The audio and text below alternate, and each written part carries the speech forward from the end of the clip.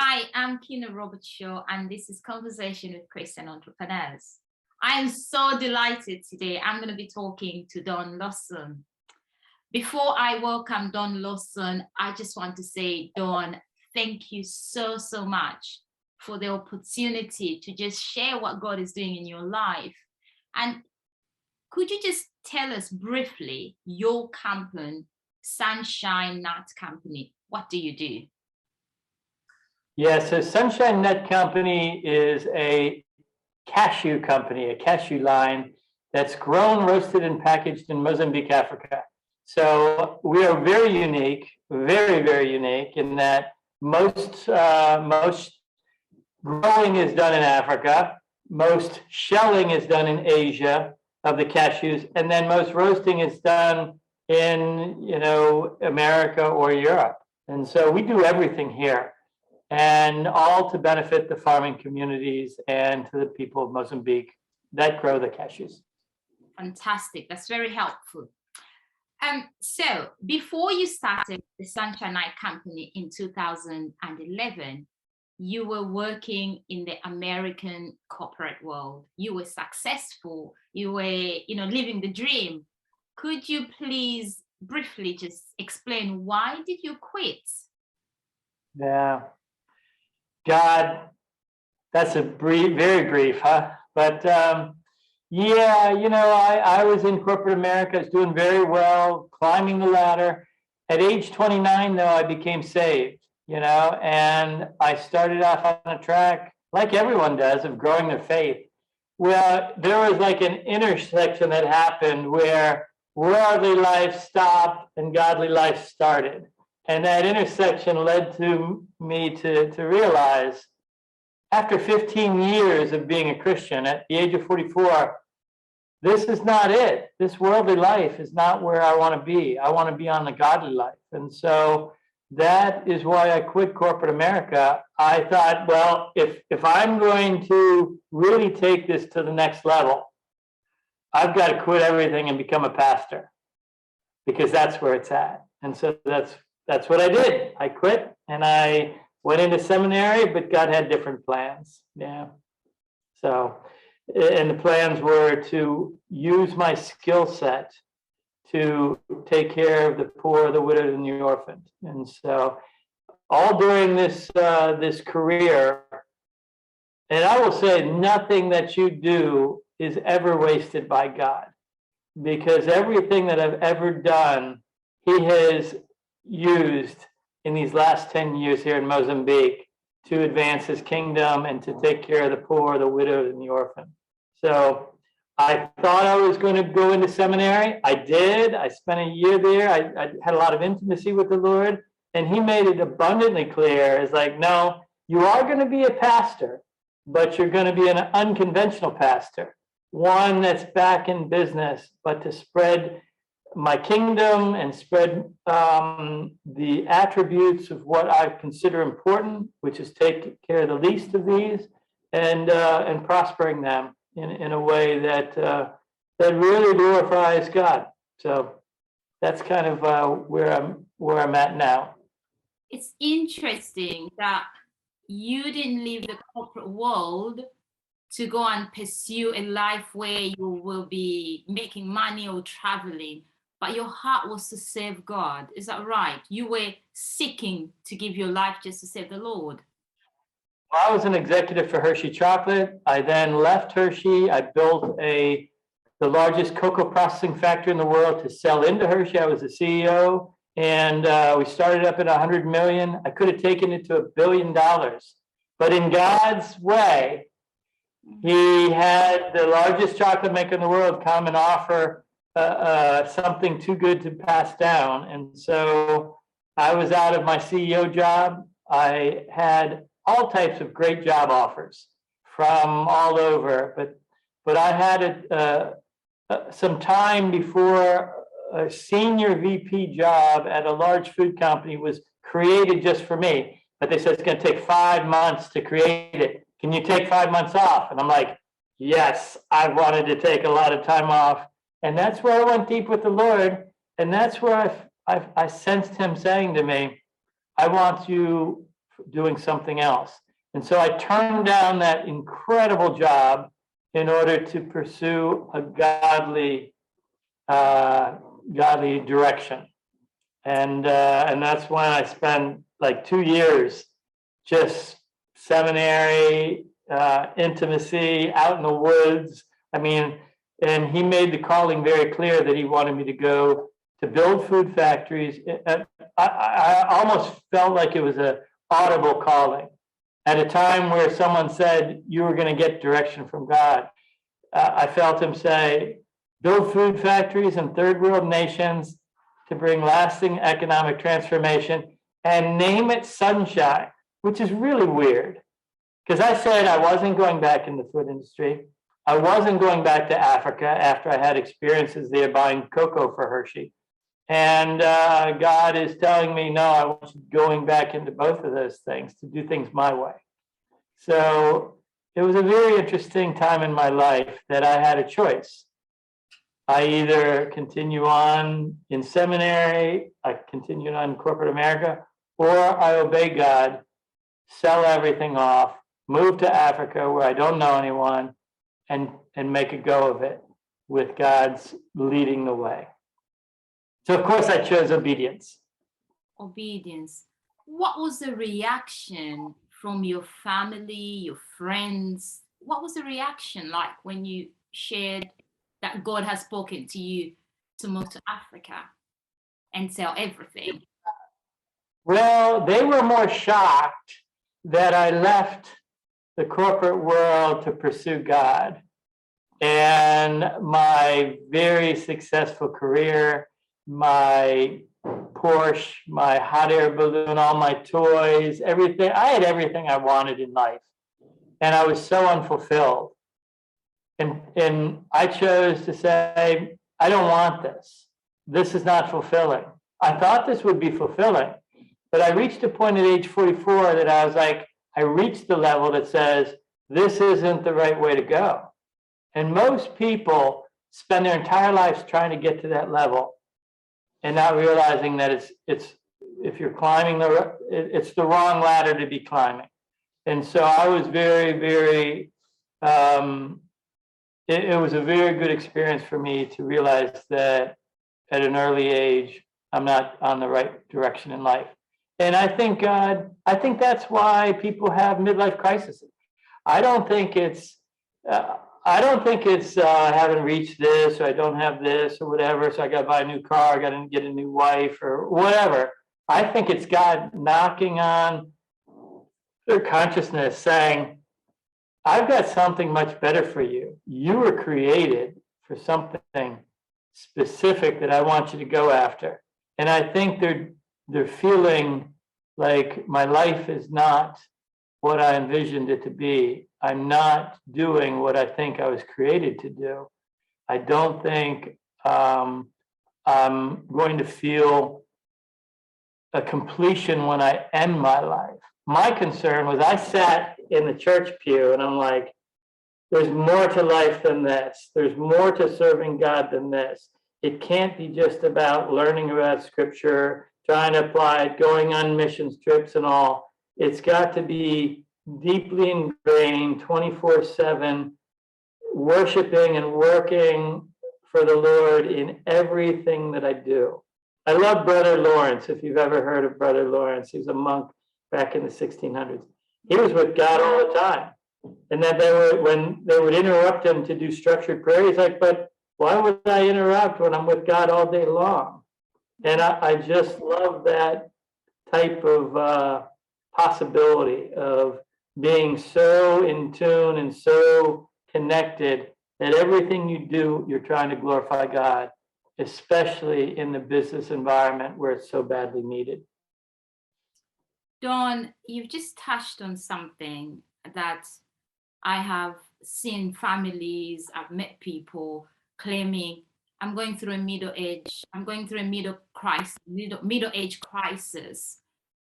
Yeah. There's a lot, there might be someone watching there right now, they're experiencing that. For some people, the solution is to run away and abandon their families. I have met, I don't know, be it women Men, actually, right now, I'm dealing with some woman who's literally in that stage. She said, I need to find who I am. She's in her late 40s, you know, like kind of a middle-age crisis. But for her solution is to work out on her family. Yeah. Yeah. I think it's a complete shift of what actually the problem is. I think the problem is, like I felt, like I'm not doing what God wants me to do. And when I was at Hershey, God called me to do what I'm doing now. I was offered a very lucrative opportunity for a CEO and everything, you know, and so I left Hershey. I was doing well. They were grooming me for the top position at Hershey, but this was a great opportunity because everyone was outsourcing cocoa processing. I could take that 100 million company, easily make it over a billion dollar company. And I chose the world. And for 2 years, I had the most nightmare experience in that job, fending off the unions, fending off even the foreign ownership wanting me to do very questionable things, environmental issues with asbestos and all. I mean, it was problem after problem after problem that I'm like, at the end of it, I was like, okay, I don't want to pick it wrong again. I want to follow you, Lord. And I think that anywhere I go is going to be a hardship because I've surrendered to you. I've committed my life to you, and you know that. So I liken it to some people are on the right path with God, and the enemy's trying to take them off the path. Mm. Some people are on the wrong path, and God's trying to get them on the right path. Okay, with trials and tribulations and everything. And so I didn't want to, I wanted to know, I'd rather be on the road where the enemy's trying to take myself off, because that's that's what the Bible's all about. You read about, consider it pure joy to experience the trials and tribulations. When you're on the path of God, you're a warrior. I wanted to be that warrior that was fighting the good fight, rather than the complacent, off-track Christian where God's nudging you to get on the right path and the enemy saying, no, no, no. You know, that company that I eventually, they created the position, they called me and they said, we've got a great job for you. It's a perfect job for me. I went in because they wanted me to come in. I talked to the senior management and they said, at the end of the meeting where I told them everything that they need to do, because I'd done it, you know, at Hershey, they said, how much money is it going to take Don Larson to join us? And I said, it's not about the money. I want to help people. I want to do something different. And I remember walking out the marble corporate headquarters thinking, this is absolutely crazy. Who in their right mind would do this other than, Lord, I think you want me to do this. And I believe that the Lord tests you. And he says, you know, do you really want to follow me? Will you give up the world? What did Jesus encounter when the enemy said, hey, bow down to me and I'll give you the world? And Jesus, like, no. Wow. And so, you know, this is where it's the only way that you can do something like this is intimacy with the Lord and knowing that you're on his will, knowing that you're proceeding forward in the calling that he has for you. Thank you. You touched on you surrendered your life to God. What does that mean? What did it look like in practice for you to surrender your life to God? Yeah, well, at the time, I was waiting for that new job. I was a few months in, so I was like 3 months into the 5 months that they took.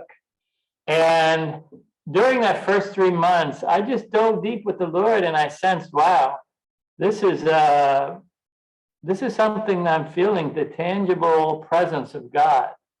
And I ended up doing 2 years of that. But the first 2-3 months, I told my wife, I'm like, I feel God is asking me to go down to the shore, the beach, in the middle of winter, so no one's there. I rented a hotel room. I closed the drapes and I stayed in there for 24 hours just praying because I sensed the Lord wanted me to do that. And I wrote a surrender note.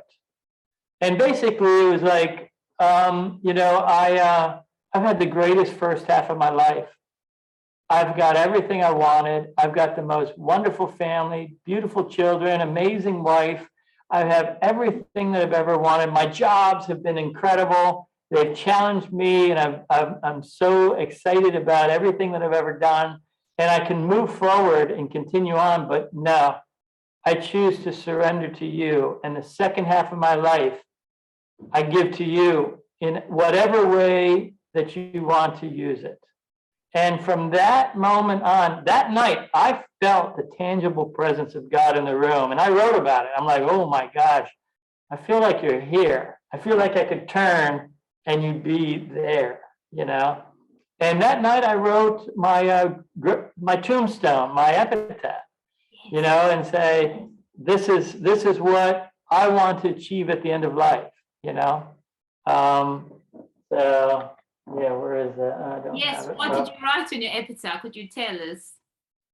Yeah, I've got it right here. So it's on my wall. I'm gonna rip it off. Ooh, it's gonna be hard to rip off.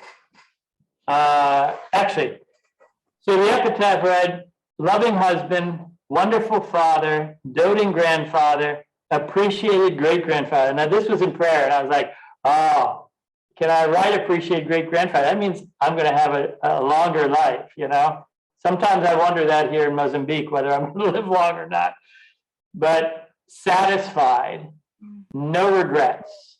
And that's how I wanted to live my life. I was like, when I was in corporate America, I was like, I'm going to regret this at the end of my life, that I'm on the wrong track, doing things that really don't matter. I want to do things that matter for you, God. Blessed with treasures of family, friends, and faith, here lies a man whose desire was to please God and advance his kingdom here on earth. His conviction was to be good soil, which multiplied the seed planted by God in him 100 times. Mark 4:8. So I've instructed my family, put that on my tombstone. That's what I want.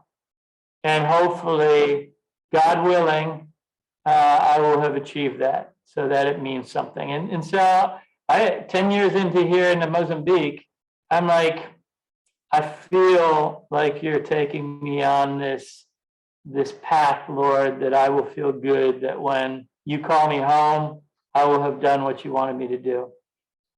Wow. Your love for God is just amazing. How you're so devoted and committed with faith. It's just so inspiring. Why Mozambique? Why did you choose to go to Mozambique? Yeah, that was a godly thing. You know, there's some book companies that want me to write the book because of the nature. I listen to God and then I follow God. And so, you know, Mozambique's like the worst country to be in. I mean, it's like the bottom 5 on every category, you know, in 180 some countries. They're always the bottom 5 in world's poorest. They're the most bottom 5, I think the second worst for being an expatriate, which is a foreigner living there because of the circumstances, you know. And so he clearly told me to come to Mozambique. When I told everyone in, you know, Washington, D.C. and all the different groups I met, they're like, you're crazy. It'll be impossible to do that in Mozambique, what you're planning.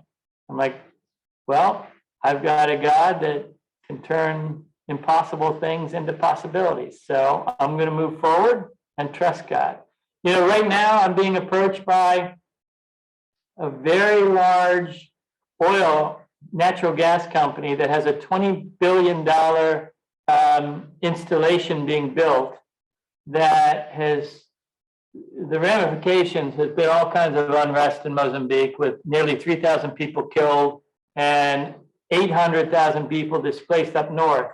Well, they've approached me saying, we love what you're doing and what you're planning. We want you to come and implement all of your plans in the war-torn areas. And so I've got some amazing pastor friends that are also lawyers and tree planters and everything. But I have the plan that God gave me before I moved to Mozambique. And God's opening up this amazing possibility to bring peace and prosperity to a war-torn country that feels exploited and just looked over. So we've got some amazing things happening that I think is God opening up those doors. So we'll wait and see.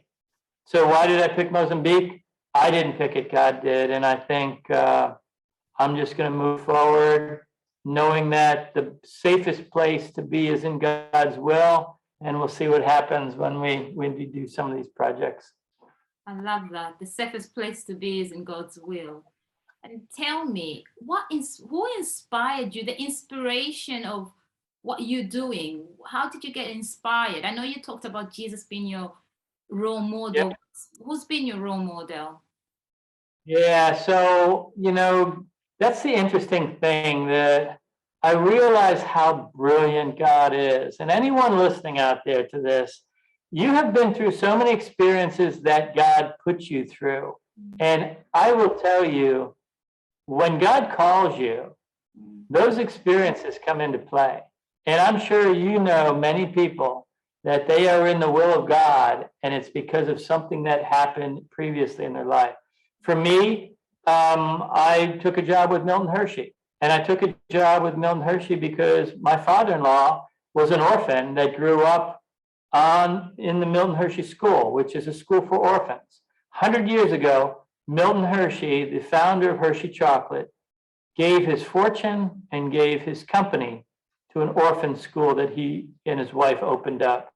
And that school today is the controlling interest of an $8 billion company. They have put hundreds of thousands of kids through from a very desperate situation into a very good situation. And so, God gave me that model of Milton Hershey, not just helping orphans, but he helped his employees, he helped the farming communities, not just in America, but in Cuba, where he was at with the sugar, schools, all types of things and benefits for the people to live better lives. And so when God called me to do this, I'm like, okay, God, you want me to build food factories like Milton Hershey did to bring lasting economic transformation in developing countries? Well, I've got a model that Milton Hershey did. And so we take care of orphans, we take care of the poor, we take care of widows, we take care of the farming communities. We give 90% of reverse tithe of our company profits, that actually shareholders. So whatever comes to the shareholders, which is my family, we've pledged to give 90% back to take care of orphans and widows and farming community. And what we've been doing for the last 7 years is houses similar to the Milton Hershey houses, but in this case, we buy homes, we fix them up, we pair up a widow with 5 to 6 orphans, and we create a family, okay? And so it's similar to Milton Hershey in that way. We're now taking care of the farming communities with this project. This project will take the average farmer, the smallholder farmer of Mozambique that's exploited, makes an average of $33 per year. And we're looking at changing that into a model that they supply to the marketplace for us to transform their raw cashews into a premium cashew product. And in the process, they'll have the ability to earn, in some cases, from $7,000 to $10,000 per year from $33 a year. So it's like 300 times their current level of income. So, we're looking it's a very progressive things. By being inclusive, by making them entrepreneurs, by allowing them to add value to the crops, a lot of very interesting concepts that we've been working a long time to finally implement. And looks like God is opening the door for us to implement it. That's amazing. That's just amazing. Tell us a bit more about the Sunshine Approach business model. What values drive that approach of you giving the 90%? Yeah, so, the slogan that we came up with is the sunshine approach, value-based business, where dignity, love, and community come together with excellence. So, we like to say our cashew company slogan is we roast hot cashews, HOT, with hope, opportunity, and transformation. We use the business model, which is the Sunshine Approach business model, where value-based business, where dignity, love, and community. So it's all about giving people dignity here. Mozambique is 30-some million people. They say that 80% of the population are farmers. But then they say, but 99.9% of them, those farmers, are subsistence farmers. So they're not really farming. They're just trying to survive. They have land, they plant in order to eat. If they don't plant, they don't eat, they die. It's really struggle here. And so what we're looking to do is create a market for those smallholder farmers, to give them dignity by treating them fairly, by giving them hope and giving them opportunity, by allowing them the dignity of a paycheck, and allow them to dream about bigger things. And that's part of this model. So love is, people ask, I don't have to tell people I'm Christian, and I don't. It's all about demonstrating God's love. And what I find interesting is when you demonstrate God's love, it draws people into his presence, and it draws people to want to understand why you do the things that you do. Most of the people who've been turned off by Christianity that come and understand it, they're like, thank you for walking the talk. Thank you for demonstrating your faith instead of just talking about it. And I believe if everyone demonstrated their faith and stopped talking less and walking more, we'd have a totally different world, because people want to do good things. People, contrary to what the news tells you, people want to be involved in something that makes the world a better place. And so we're appealing to that desire in both the secular and the sacred atmospheres, environments. Yeah. Talk to us a bit more on the community. You've talked about dignity, love, and where does community come in? Yeah, so the communities, it's a very important aspect from our, just from our we have elected with our sunshine houses, okay? We locate them within the communities, and they are such a beacons of light that we had all the kids hanging around the sunshine house during the day, because the mamas, the widows, were taking care of everyone. They just had the love of Jesus in them, taking care. So we're like, would you like to start a day program where you take care of the neediest in your neighborhood? And so now every sunshine house is a beacon of light for the neighborhood, where they take in little kids every day, give them the love, giving them food, give them education, give them mostly playtime, and just prepare them for life. And it's amazing to see the transformation. That's just one aspect of the community. When we do the mini factories in the villages, and we do the community farms to raise the income, we're also going to be doing transformation centers, where these people, they have no electricity, they have no medical dental care, they have nothing. In many cases, they've got to walk really far for their water. There's literally nothing there. And we're going to be providing a transformation center very near to the mini factory, where they'll be able to add a lot more value to the crops by shelling the cashews. But in the transformation center, we'll have medical care on one day, dental care, microfinance, education, library, life skills, everything. So we're going to be pouring into the community in order to raise their standard of living. That, combined with their additional income, I think God's going to move in some powerful ways. Don't ask me how. I just get the front row seat to see him at work. And that's where I want to be, in the front row. Wow. Dawn, your wife, Terry, if I get it right, if I remember her name, it's amazing seeing you as a couple, the family working together. And she speaks Portuguese, actually. How Yes, has she did. it been integrating your whole family in a different culture? How has your family, your wife, how have they coped? You know, there's a point in my wife and I have grown in our faith equally. She's an amazing woman. We both prayed the prayer of salvation at the same time. We both were like, okay, what's this mean? We both progressed equally with our friends and our networks. And she thought this would be my thing, that I'd go to Africa, but God called her to Africa as well. And so she has been beside me. She's an amazing woman. My children, I pushed really hard to get them to see, because they were young when we went through this. We had to separate, have two kids stay in the US because one was in college and one was in his senior year in high school. And so they stayed, and it tore us apart, the fact that we separated.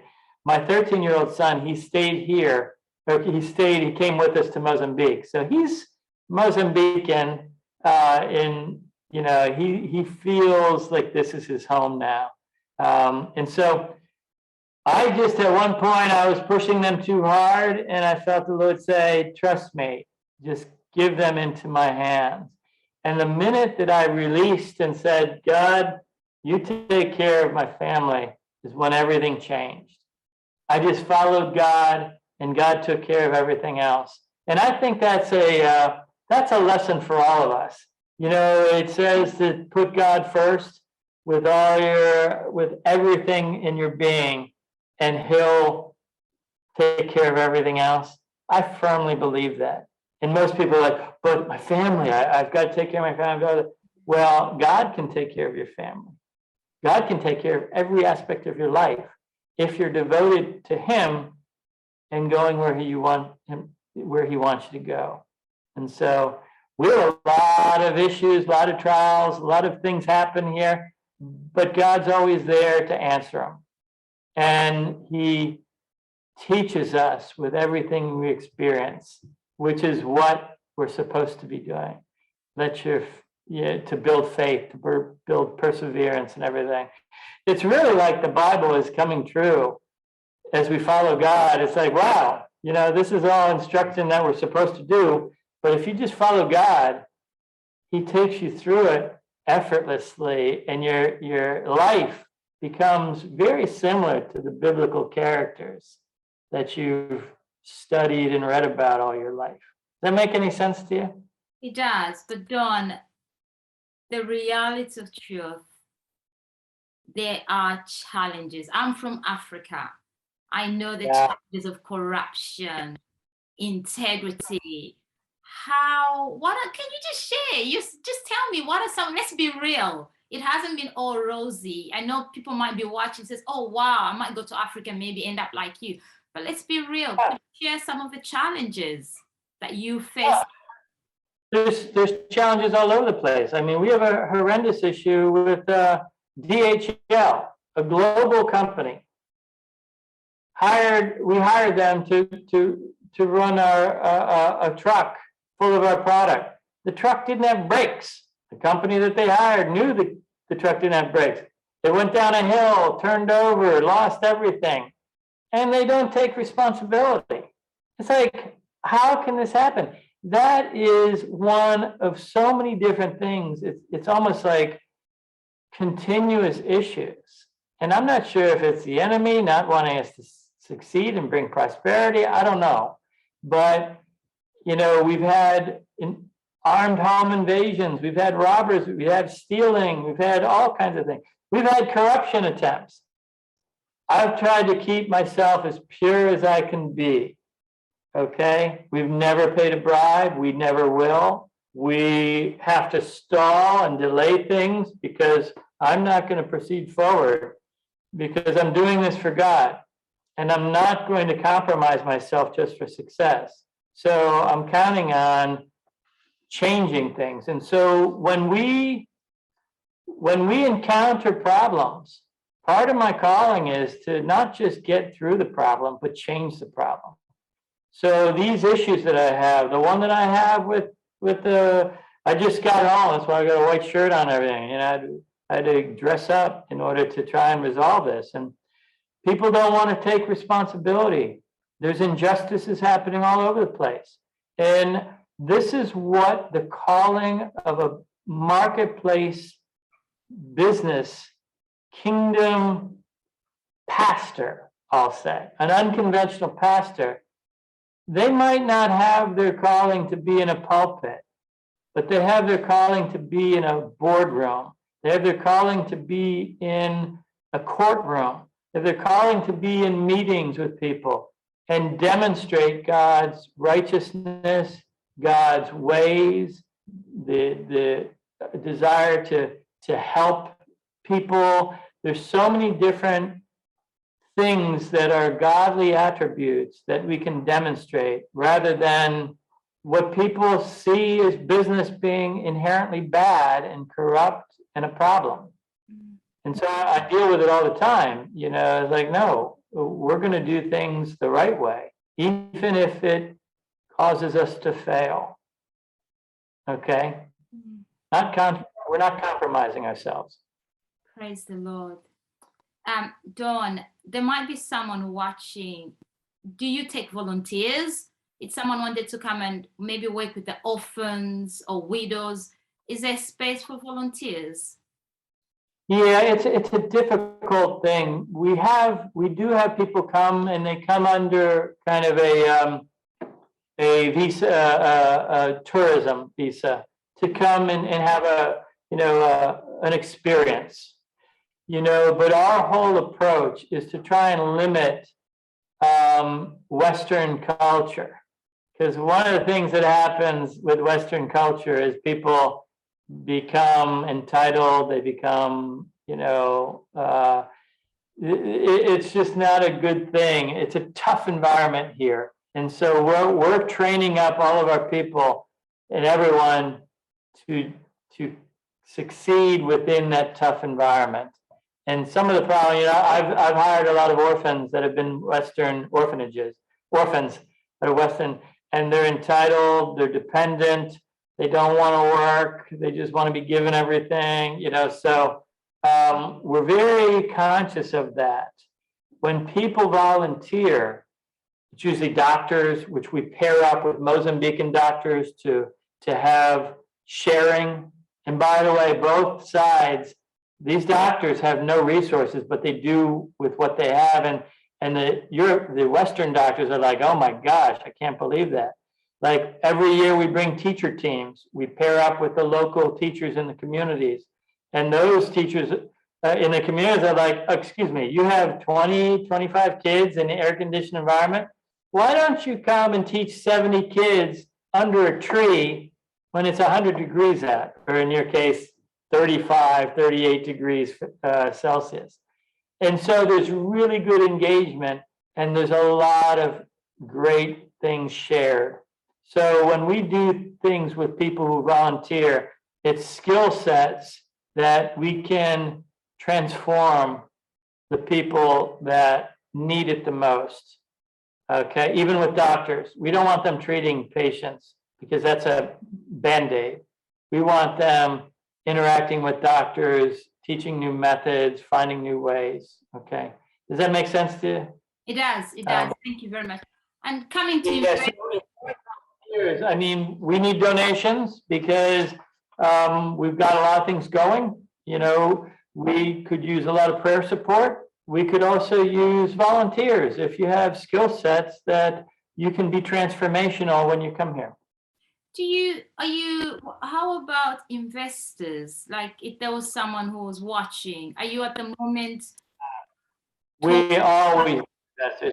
We actually need investors more than ever now, because this potential with in the villages with the large energy company will really allow us to expand the factory. Okay, so what we're going to be doing in the villages is nonprofit that will need donations, will need grants, will need everything to do. What we need, though, to do the product is it's a for-profit company, so we need investment. And so there are ways even to take donations in to loan to the company as an investment for low, we have a Sunshine Vision Fund that is a very creative way that's allowed by the US government to take charitable donations and loan it to the company. When it's paid back to the fund then channels it through to the foundation to take care of orphans, to take care of the farming communities and everything. So it's a way for the company to grow and match what the foundation is doing, all in the fact that the company gives 90% of what they're doing to the foundation anyway of their profits. But we need that money to expand and grow the business in order to match kind of the volumes of cashews that are going to be coming out of the villages to prosper the farming communities. Hopefully that was clear. No, that's very helpful. Who's your biggest market? Where is the most export? Where are you exporting your cashew nuts? We started to ship into the US in 2014. We landed on the stores of Whole Foods Market, which you have some, I think, there in UK. Yeah. Ahold, USA, Wegmans. So we're in a lot of the premium retailers in the US, and we've created a premium position. By the way, when you have our cashews, Sunshine Nut Company cashews, you have a product that is so fresh that most of the retailers I go in and I share my cashews, like, oh my gosh, I never knew a cashew could taste like this. Because all of my competition, I'm going to say all, but there are probably some that don't do it. They all get their cashews from Vietnam. Vietnam gets most of their cashews from Africa. They're shipped over 10,000 miles on the water in raw cashew form in the shell. They are taken out of the shell where they're raw cashews, and then they're shipped 12,000, 14,000 miles to the roaster. It takes months of this cashew out of its shell, absorbing air and moisture and becoming nasty, okay? And then the roaster roasts it, not us. We get it out of shell, we roast it, we put it into a premium foil package. This has shelf life of 3 years, but at 3 years, it still tastes amazing, all right? No other cashew, I believe, can touch us. So you're getting a premium cashew. We're entering the UK market right now as we speak. We're entering the European market. We're entering the Middle East. We have hopes of entering Asia and South Africa. So I'm looking not just to grow those markets, but I'm also looking to grow relationships. And we're actually looking for retailers who will adopt a village and do either their store brand or a co-brand with our label to take part in this transformative, holistic solution. And so that community will be tied to a retailer. We'll have traceability, we'll have organics, we'll have super freshness, we'll have all these philanthropic efforts, plus we'll have all types of climate improvement because of the nature of how we do things. So I'm working on a bunch of different things that I think will be groundbreaking. And I think that the Lord is inspiring us to do it. Hopefully he'll open the doors to get it done. I love your holistic approach. It's just not focused on one thing, but you say it's holistic, transformation, community, dignity, love. In closing, I have no doubt you are helping to advance God's kingdom here on earth. How do you picture the Sunshine Company advancing God's kingdom in the next 10 to 5 years? Yeah, so, here's the thing. When I started talking about this project, I was doing it in two provinces, and there are 6 cashew producing provinces. I started to get visits at the factory by the governors of all these provinces. Now, these are like one step below the president. They have an entourage. They have, and they're showing up at the factory to try and persuade me to do this project in their province rather than the other provinces. And I'm like, I'll do it in all your provinces if I can get the retail establishments to be part of this incredible opportunity. And I have the market to go into it. But I've also got Ghana, Ivory Coast, the Amazon region in Brazil, Tanzania. I was in Cambodia a few years ago. The government talked to me about, they're growing significant amounts of cashew to sell to Vietnam next door. But they're like, we want to do it ourselves. We would love to have a package. If you can see on the front of the package is grown, roasted, packaged in Mozambique. They all want a package that says grown, roasted, packaged in Cambodia or Tanzania. Where are you from originally? Zambia. Zambia. Yeah, they've got some cashew there. I've actually been approached by Zambia. It's a smaller crop, but I would love to see Sunshine Nut Company go wherever there's a need for a model that is holistic, inclusive, and transformative. And so I'll leave it up to the Lord to see where he wants me to take it. And if he wants me to go, I'll be obedient and go and grow. Don, it's just been wonderful talking to you. And I pray that the good works the Lord has begun through you and your family, that he would continue. So it's just been wonderful talking to you. And I wish you a Merry Christmas and a blessed 2022. Thank you very much. Thank you. It's been a pleasure to talk to you as well. So you have a Merry Christmas as well. Thank you. Bye for now.